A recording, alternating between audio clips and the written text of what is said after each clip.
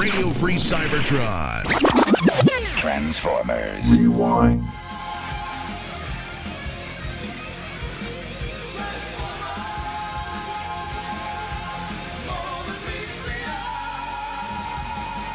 This week on Transformers Rewind, it's beginning from Cybertron. Finally, the end of the Great Cybertronian Wars. With Galvatron's threat neutralized, representatives from each planet converge via the space bridge on Cybertron. Scourge from Beast Planet. Metroplex from Gigantia. From Speed Planet, Override. And EVAC delivers their newest ally, Colonel Franklin, who has been named Ambassador from Earth. They are greeted by none other than Optimus Prime. Let the first intergalactic peace conference begin. I love this episode. Awful. I like this. I like the fact that it's set like from an interview point of view, or like That's the weird part. Like the real life Cybertron is the weird element of the episode. But one of the things I love the most about all of Cybertron is it was a show that was very strung out at the start. The Velocitron arc speaks for that, you know. But I love the fact that at the very end of the show they took the time to space out they saved the planet.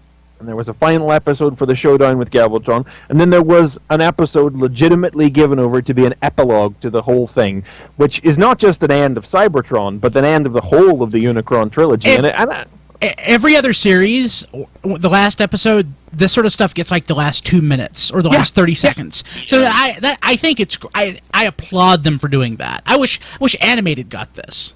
And everybody gets a little something, even if it's only a couple of lines of dialogue. Like, everybody who's still kicking around gets to do something in this episode, just to pay off the whole thing. You get the little sweet stuff with Kobe. You can get the little sweet with Kobe and Lori. You get that little sweet bit where Safeguard looks up and remembers Vector Prime taking off. Everybody gets a little something to do. Everything comes up Thundercracker for a little bit, and then they go off. And I really Signal Lancer. Yes. Yeah, now that was awesome. Where's my Signal Lancer figure? Yeah.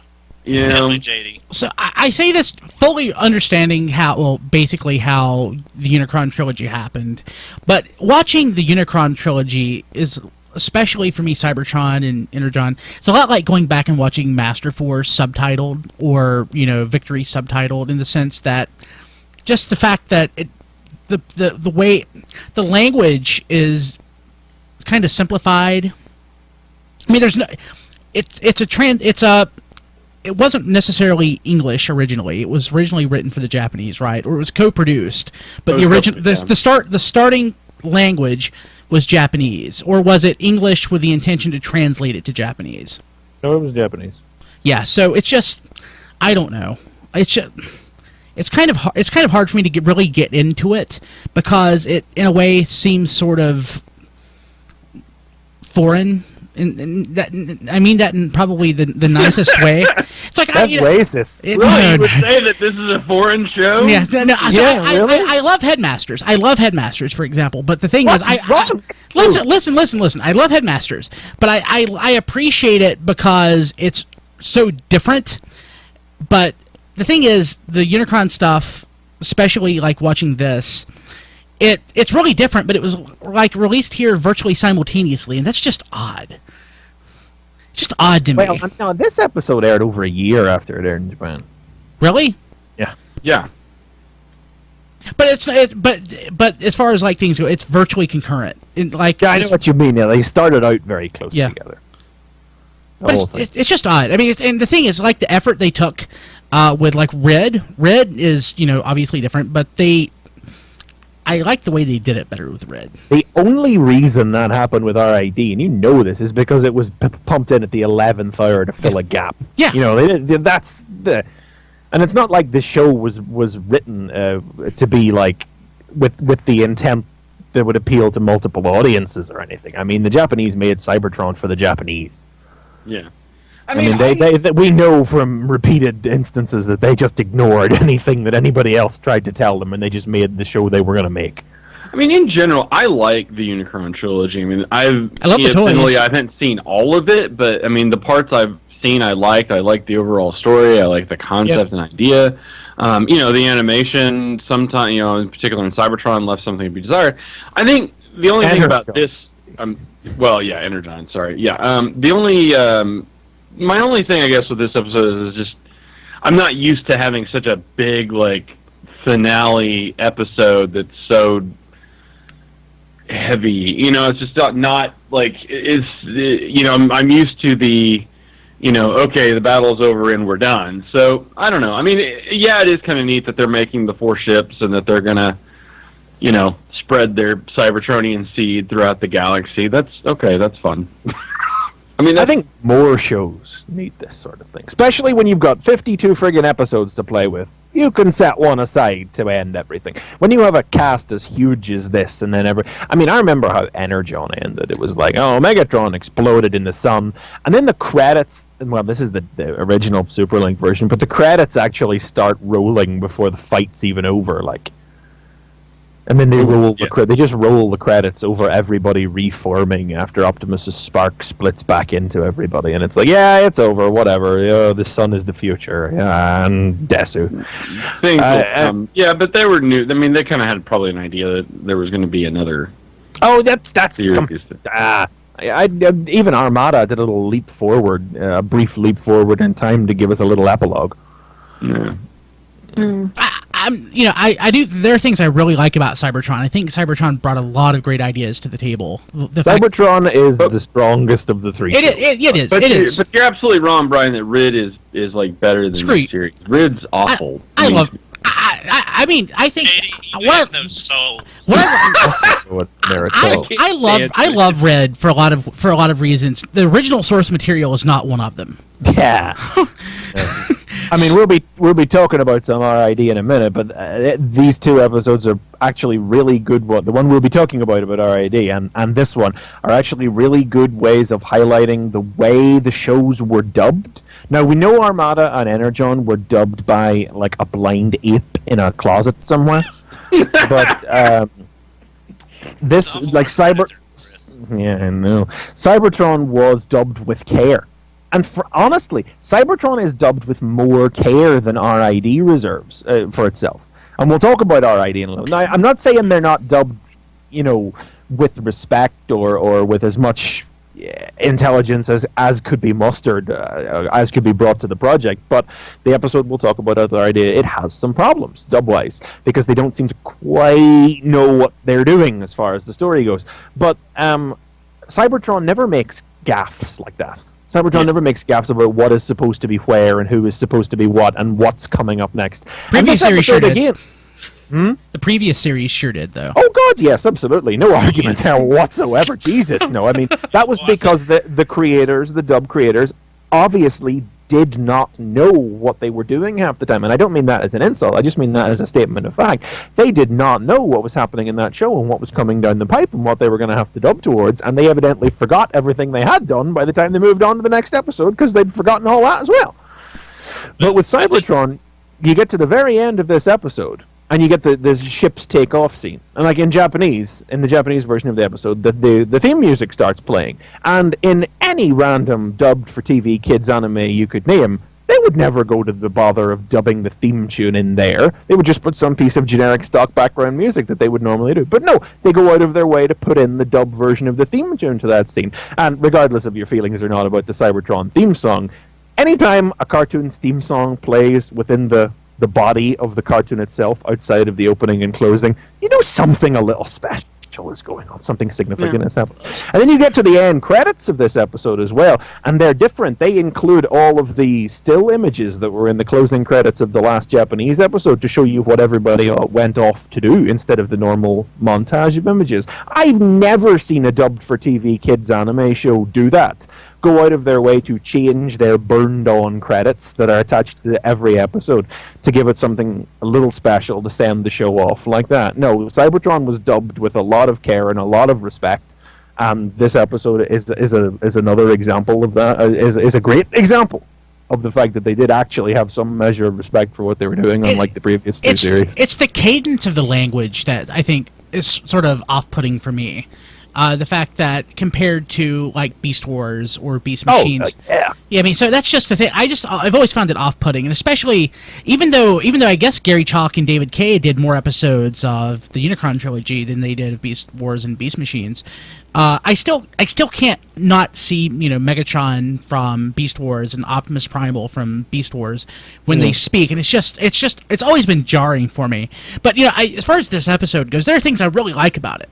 Like I really like the settling of who is the leader of Beast Planet. Yeah. So they have this battle royal thing, and at the end, Leo Breaker shows up, and he's going. It's like, no, Scourge, you haven't won yet. I have come out here. I'm going to fight you, and then he just basically Scourge. Yeah, then Scourge basically just flattens him, but that's fun. It's like really fun watching that. The other things I really like about this episode at the when the various heads of the different planets come together to discuss what they're going to do. Metroplex is there with this ginormous chair, which is just a nice little visual. But just sort of the cadence of like Optimus Prime trying to explain. I guess he sounds like me because he runs his words together. He has to. That is kind of an odd. I'm not like dubbing is as dubbing does. Yes, I'm not going to argue that. But that scene is a little weird because everybody is talking like this all the way through it. Yes, I know you're in front of a crowd of people, but there's no reason you all have to shout to get down a notch, guys. Everybody is shouting. I mean, they're doing it because the animation has the characters sitting themselves up very straight and necks back and mouths open very wide because it's a public address, and I guess that's how Japanese animators figure body language should be. And it's not just that. Like working in radio and like producing commercials, there's a certain cadence that you have to speak. You don't speak in your natural tone because you actually have to keep up this pace, and it has to. You can't. It doesn't. Your energy doesn't go down with each sentence. It just keeps going, and that's how everyone speaks. It's like they're recording a commercial, and it just sounds really weird to me. I don't know. Well, dubbing is as dubbing does. Yes. Yeah, I mean, that's just a thing. Yeah. Wibbly wobbly timey wimey. So JD, do you like this better than Red? I take it in general. Oh yeah, in general, absolutely. Yeah, I can't stand Red. I don't know why. Can't stand it. I have to suffer through it every time we do it for this. Don, what are your general thoughts around the episode?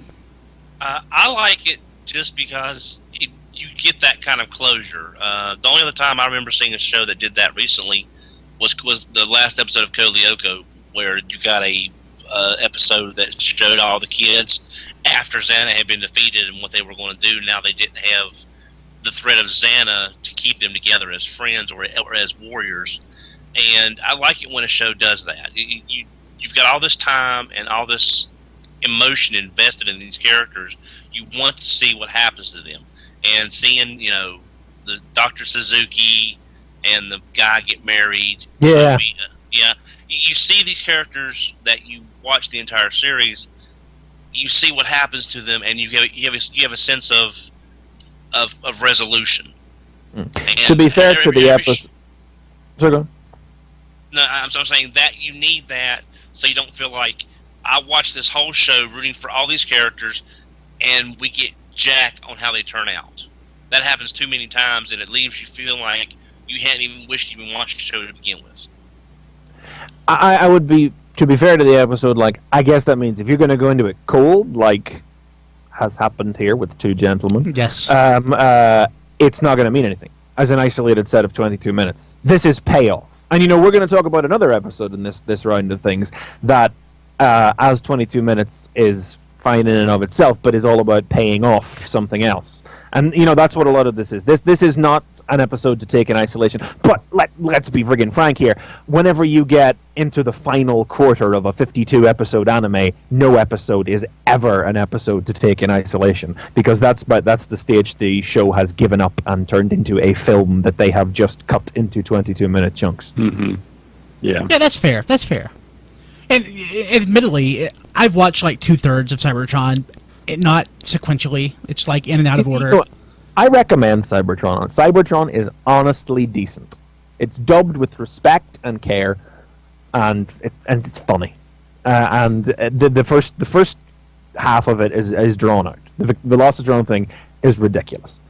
But once you hit Starscream's coup at the halfway point of the series, it's all up. I remember when it first started airing, I didn't get into it after about 3 or 4 episodes. And I'm like, I don't want this to be more of Energon. I am not going to do it. I just gave up and never really watched much of anything except for an episode here and there over the years. And I think as being host of a Transformers internet radio show, it is my duty to go start to finish to watch this. But it's okay. You don't have to do that with Energon. I'm not going to.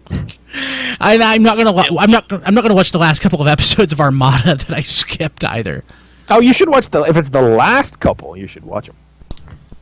I have to wonder if the issues that Armada and Energon had colored everybody's perception when Cybertron came out. Absolutely, yes. Totally, absolutely, yes. I mean, just the fact that all the naming issues in Armada, coupled with all of the just crap. I've been a Transformers fan, for many years now, and I watched Energon. I honestly can't tell you any specific thing other than they get palette swaps for their super modes at some point down the road. I can't remember anything about Energon other than Kicker, Ironhide had a sucky toy, and they all got power shift color swaps. Energon is the worst Transformers cartoon ever. It truly is. Like, if you're arguing against that, you are wrong. This is. It's not like I'm saying it to be malicious. Every franchise, every group of something, every collective group of anything in the world, in the universe, has got to have one worst thing in it, and that's just Energon for Transformers. Thing is, I like the look of Energon, though, as far as like the computer models and everything. Well, yeah, but I mean, then if you had to actually like watch them move, or by which I mean swing their arms and slide along a predetermined path. That's exactly what was going on in my mind. Yeah. And what's so sad is the Decepticons got such great toys. There's lots of toys.